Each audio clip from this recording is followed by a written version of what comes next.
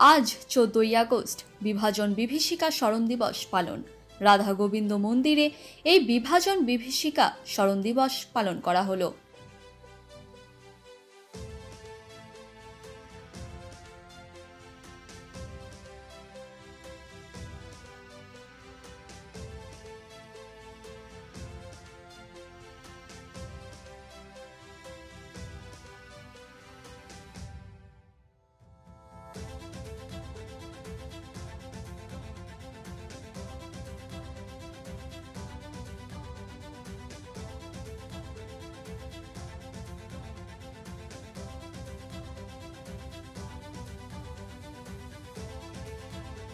এগারোই জুলাই তো 47 যখন হয় আমি তখন আমার নিজ চোখে দেখা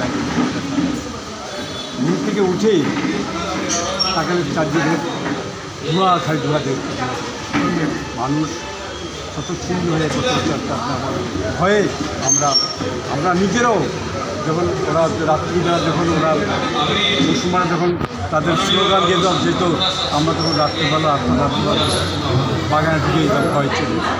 এইসব স্মৃতি আমরা সব দেখেছি হ্যাঁ। তো আপনার এইটাই আমাদের স্মৃতি, এটাই আমি তো বলবো।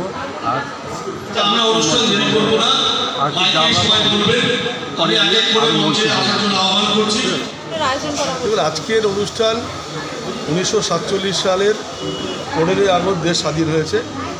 তার আগের দিন 14ই আগস্ট আমাদের বাংলাদেশে যে পার্টিশনের আগের দিন একটা বিভাজন বিভীষিকা হয়েছিল। দেশভাগের সময় অনেক মানুষকে তাড়িয়ে দেওয়া হয়েছে।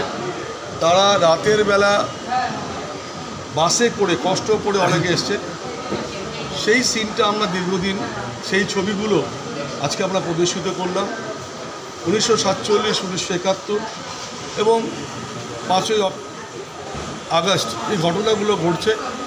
এগুলো বিভাজন বিভীষিকার মধ্যে দেশ ভাগের পরে হচ্ছে। তো আমরা মনে করি দেশ স্বাধীন হয়েছে, কিন্তু এরকম সিন আমরা চাই না যে এক দেশ থেকে আরেক দেশকে তাড়িয়ে দেওয়া, আরেক দেশকে অত্যাচার করা। এটা আমরা চাই না এবং চাই সকলে এক মিলে থাকার।